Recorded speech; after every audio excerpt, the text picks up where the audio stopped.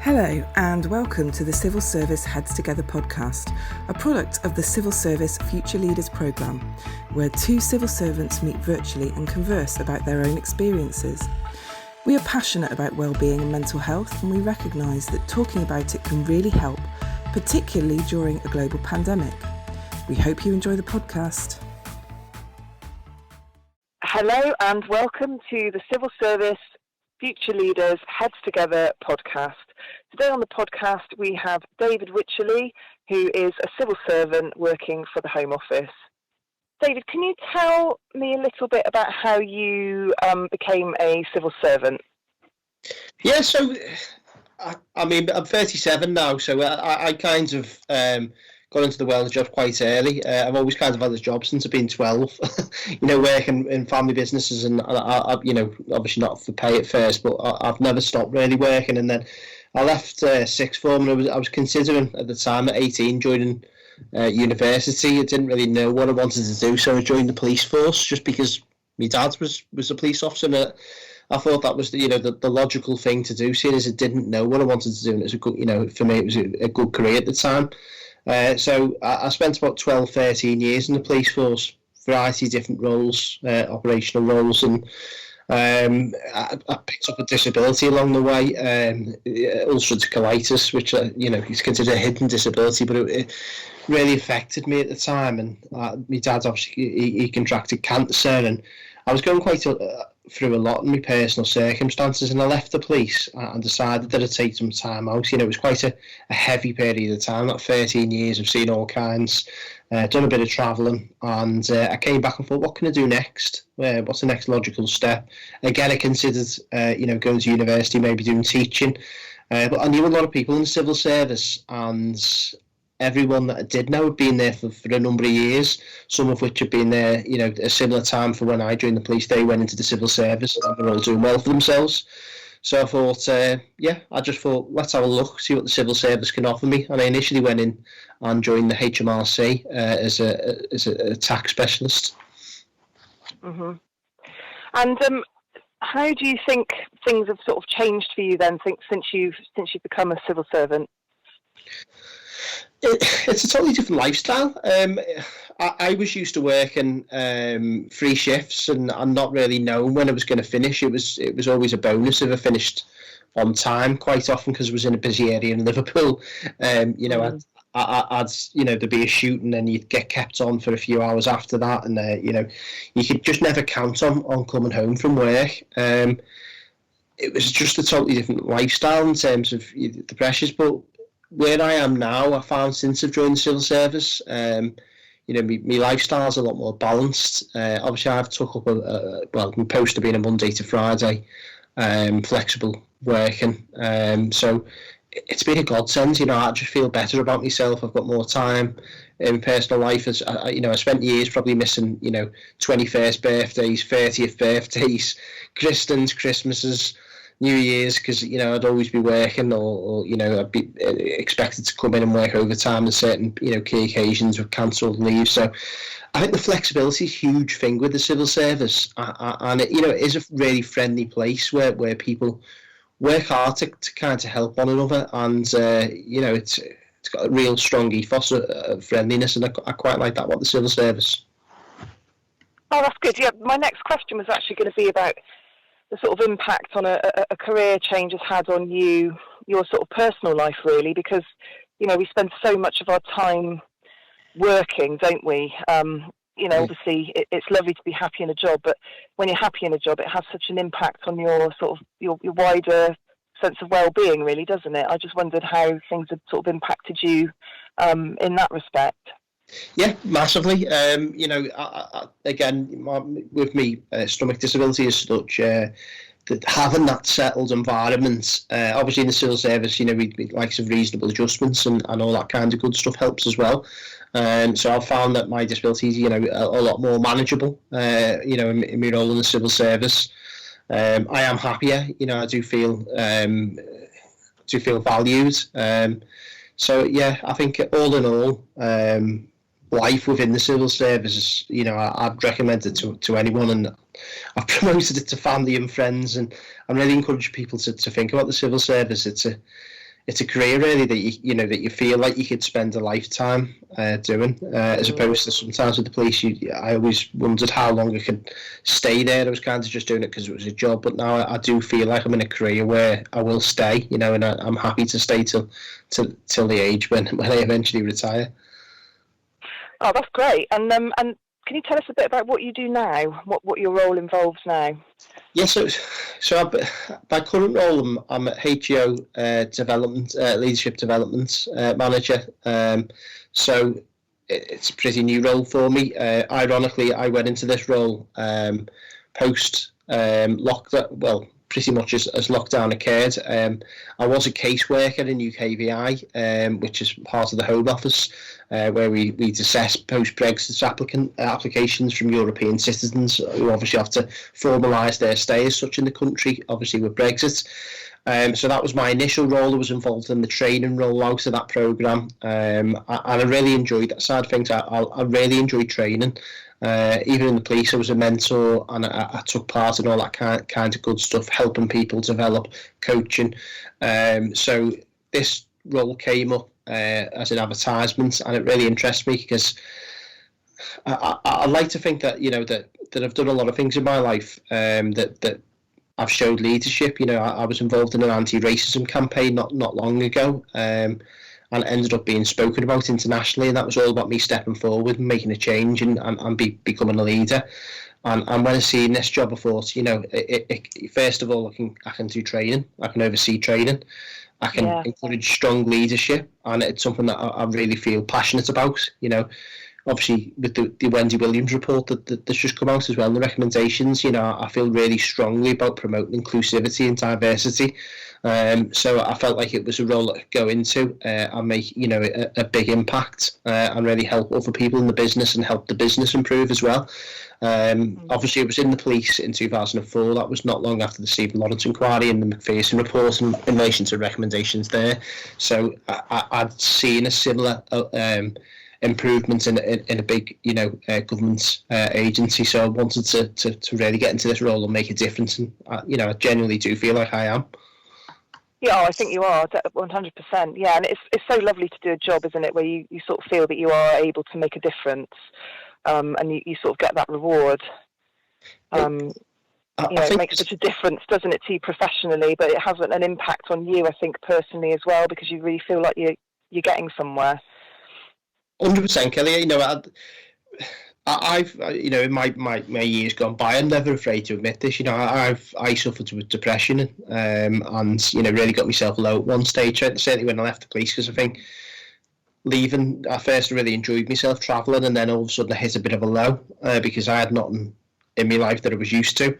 I'm one of these people who've always got to be on the go, always got to be helping people, always got to feel like I'm adding value to things, and this business, whether it be supporting people with disabilities, mental health, it's the civil service is a place for everyone really, and I do feel like it enables people to really succeed, and I'm really proud to be part of that, and I'm really proud to be part of obviously immigration enforcement in my role that I'm in now.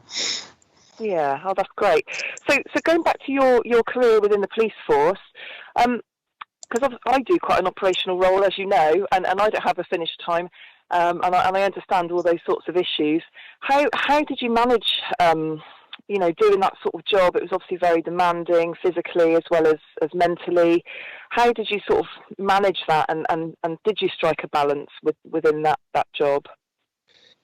It's hard, isn't it? And you'll echo this with me, Kelly. Sometimes it is hard to just switch off.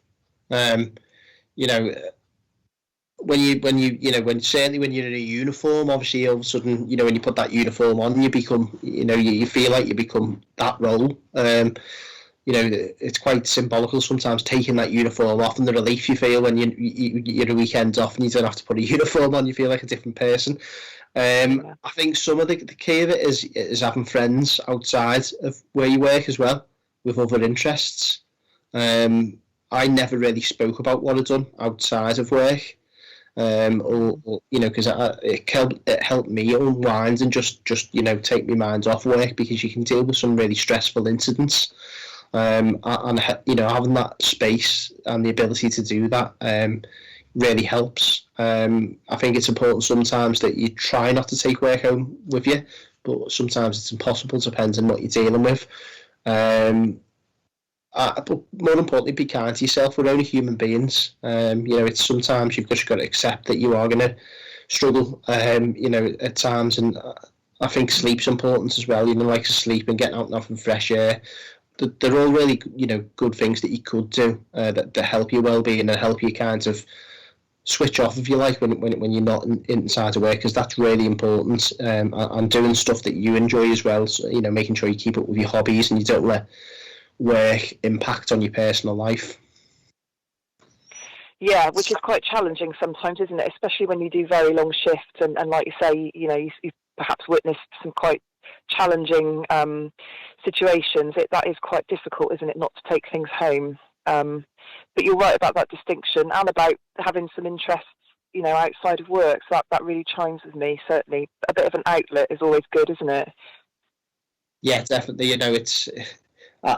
I had a really bad habit sometimes of finishing late, and I'd end up going down the local Asda and just walking around, and I didn't even need nothing in the shop. And I think half the time when it was, I didn't realise I was doing it till a couple of years in, and someone said, "Why do you always go to the Asda late?"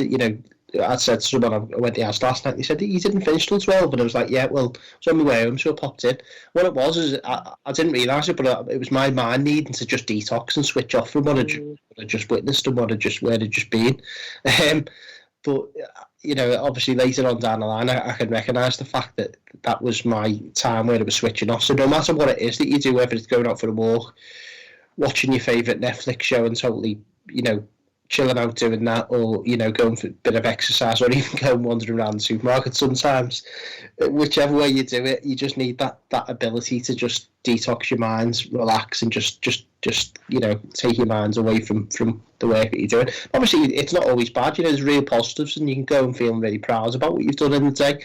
But there are times that working them long shifts, it can affect you. So be kind to yourself and take time to do stuff that you do enjoy.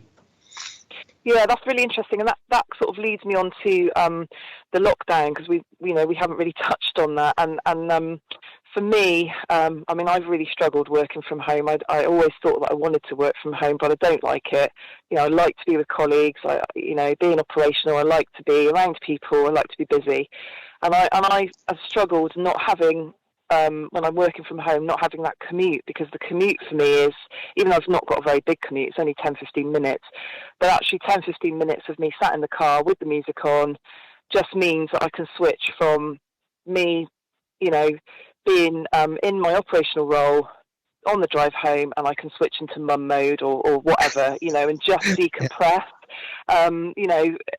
It's just that time, isn't it, to just switch off. So, but actually, working from home, you don't have that, do you? All of a sudden, you have to just switch back. And that, for me, has been quite challenging. I don't know if you've got any lockdown tips. Well, first of all, before I do, Kelly, I want to know what music you were listening to on the way into work. Are we talking like Big Queen? I've got a music degree, so which has been not really very useful, but so I listen to absolutely anything. Anything at all. Depends on my mood. It might be some horrible metal music if I'm in that kind of mood, to techno. I'm Bristolian, so I like drum and bass. It might be classical. I like 80s electro. Oh gosh, I like loads of stuff. So it could be anything. Anything. We could. So if we ever had carpool karaoke in Kelly's car, we could, we could be singing literally anything, depending on what day. It could be anything. Yeah, that's right. No, I had to just ask that one, because my mind works in mysterious ways. No, but yeah, I fully agree. I mean, music's great for you, isn't it? Music's a great way to tune out. It hasn't really been mentioned. There's a really good point, that, Kelly. But no, I think that you're right. I'm the same probably as you. You get used to just being in social environments all the time. So being a bit of a social animal when I've got no one to socialise with can be quite challenging. So if it was to give any tips, I first of all, I'll give the one of getting up as you'd normally want to go to work. So if you're starting at 8, and you might normally get up at 7 to go to work, then still get up at 7. Don't get showers as you normally would. get dressed. You don't obviously have to put your uniform on sat at home, but get dressed, put normal clothes. Don't be sat in your pajamas all day, or your lounge wear, because you don't. You just it's subconsciously makes you feel a bit more sluggish. It does. That's so true, actually. Absolutely. There's something about. I have tried it in the early days. I thought it was great to sit in my dressing gown, but you are much more productive when you're up and dressed. Yeah, you just mean business, don't you? When you're dressed, or for me, bit of makeup, hair done, ready for work. Someone suggested this one to me, Kelly, as well, and I've been trying to get more active as well, and it really does work. It's just so strange, but it just shows you how your mind works. But to get up, before you actually log onto your computer, go for a walk around the block. Yeah. If it's half a mile or a mile, and you feel like you've left your house, and albeit you're going back to your house, you feel like you've arrived at your workplace. And it's routine, isn't it? It's getting yourself, and you're used to that, them day-to-day things that you're not doing anymore, and that just helps you, subconsciously kick into doing that. I think that the connection's a big thing. I mean, I know that I've had a bit of a virtual couple with you, actually, Kelly, haven't I, when we talk about our line of business, with the leads action stuff. But I think that helps as well, connect with people, whether it's, people on your own team or people not, directly working with you on your team. Speaking to people helps, and normally speaking, if you're in an office or you're in an operational light, you come across different people and speak to different people, and sharing how you're feeling and communicating just really helps, whether that is via virtual cuppa, or you don't have to always put the camera on, because sometimes you've got to respect the fact people are working at home, but having that time to communicate with people is still important. We're human beings and we've got to interact with one another. Yeah, and that might be, in terms of tips for people who manage teams, because it is really challenging, isn't it, to try and keep people working together. And as a manager, I mean, I don't line manage, but I can imagine to sort of keep tabs on what people are doing and output and all of that sort of stuff is quite challenging. But those virtual cuppas are actually quite good, aren't they, just to check in, not just from a well-being perspective, but just, like you would in a kitchen, in an office area, you perhaps just catch up on how things are going with work, as well as from a well-being perspective. You're quite right there. I think sometimes that knock work on the head. You're speaking about work all day. Sometimes it's nice actually to just have a half an hour call and ban anyone from talking about work. Talk about what's on telly, or what you've been up to, or what hobbies you're doing, or share how stuff that's going on in the news. But it's just as important sometimes to actually have them well-being talks as well. And happy workforce is a productive workforce. So we've said this right the way through lockdown, because we've run a campaign called We Matter. I know you know about it, Kelly, where we put on daily calls to help people connect right across the business up and down the country. And we've been saying that all along, that you've got to trust one another as well. Leadership's not just, there's a big difference between a leader and a manager. Now, certain times you've got to be a manager because you've got to manage certain things that your staff do. But you've all, to be a real leader, sometimes you've just got to empower your staff to do their work, and over checking what they're doing, and micromanaging can actually be counterproductive. It's good to actually get up away from your computer and go for a walk, or go and have a coffee in the garden. Or whatever that may be. You don't have to be chained to your computer 24/7 just because you're working from home. And people shouldn't be guilting staff and colleagues into doing that. We encourage people to get up and have a walk around, and whether that's going for the half an hour workout, I don't know, have a bit of a break. But you've got to have them breaks away from your laptop, like you would in an office, or like you would in a workplace anyway. So I think I think that's a real healthy tip to encourage people to do as well. Yeah, absolutely. It does make a difference, because you wouldn't do that in an office environment. You would perhaps go off and chat to another colleague about something, or make a cup of tea, or just those kind of work-based conversations that we have. There's no expectation when you're in an office environment to have your Skype on green all the time, is there? There's almost that expectation when you're at home, and you feel bad, don't you, when you pop out for 5 minutes, but it is just as important, isn't it? Even more so perhaps, because we don't have those breaks away so much from our screen when we're at home. Definitely, yeah. Just get up and go. Sometimes people are like that. I've had to live with this person for 12 months in lockdown. I don't want to go and speak to them. But yeah, no, so you've got someone in your house that you want to go and speak to, then take that time out, go and have a coffee with them, like you say there, like you were doing, Colin. Kerry, I've got to admit as well, I'm awful. If I'm in an office, if I've got my coffee, I'll probably stop at 3 or 4 people on my way back to have a chat to them. So, I've got, but at the end of the day, it's engagement, isn't it? Engagement's important. Yeah. So it's just as important, isn't it?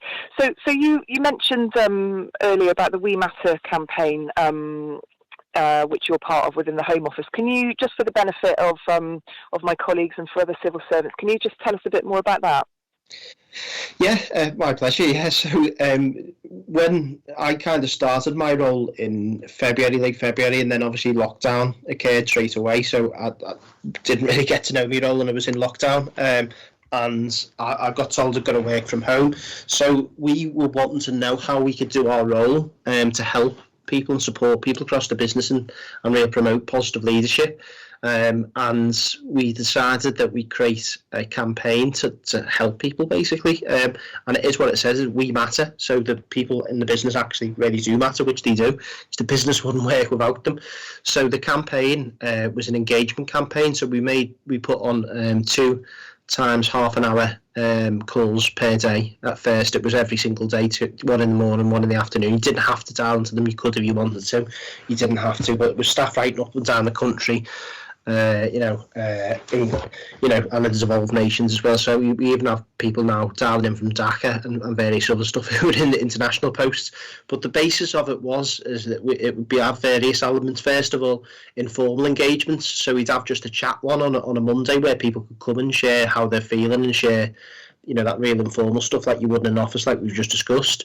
We had a quiz, like you would do on a Friday at the end of the month, maybe. But we also had formal stuff. So we had we put on calls with the charities, civil servants that come in and spoke to people to show what support was available to them. We had the wellbeing leads for IE, speak to people, giving them all tips about wellbeing. We had people strand leads right across the business, sharing all the latest support and information that's available for people, and it's just progressed really. We've even explored real lived experience stories, whether it be someone sharing a story about their challenges as an employee for the civil service and being blind, or if someone sharing their stories about being from a culture that's that's interesting and really learning about that, how they live and their beliefs. But we've explored pretty much every element you could imagine. But since lockdown we've had over 300 calls and come to 25,000 people I think have dialed in, and regularly now it's anything between hundreds, 150 people dialing into the call. So it's been really enjoyable, and to be fair, it's been good for me because I've not been able to stop and it's kept me busy, and it kept me engaged bizarrely, because I'm always speaking and always engaging with people most days of the week. Yeah, which is nice. I mean, I've been really, really proud of it actually, to sort of be a part of it, because and I've just been amazed really at what we've put on within the Home Office as an organisation in terms of looking after people's well-being. It has been really, really well received, and I've always liked the fact that there's a bit of informal stuff, but there's also some really informative calls that we've done. And also I've spoken to people on different teams in different parts of the country that I never would have spoken to had we not had a lockdown. It's very interesting, isn't it, that in a way we're all very remote, but it's brought us all together. It is. It's really interesting. Obviously, like you said there, for me to speak to you normally I'd have to get on a train and come and speak to you. And I feel like I know you. I've never seen you in person, and I think that you're quite right there. All of a sudden, I say it's become a community. Communities, I always say it's a group of people that kind of come together and agree to learn with one another, and in a weird kind of way, I believe that's what We Matter's become. There's over 700 people on like our intranet site now that connect and talk, and like yourself, Kelly, has been involved in it right the way through. I do believe that we've become like an empowered community of connected people, and it's been quite an incredible journey so far. And like you say, the engagement's probably higher than it probably would have been in normal times, which says a lot. Yeah. And going back to the lockdown, as hopefully there's some sort of a glimpse of light at the end of the tunnel. With things starting to lift. What do you think?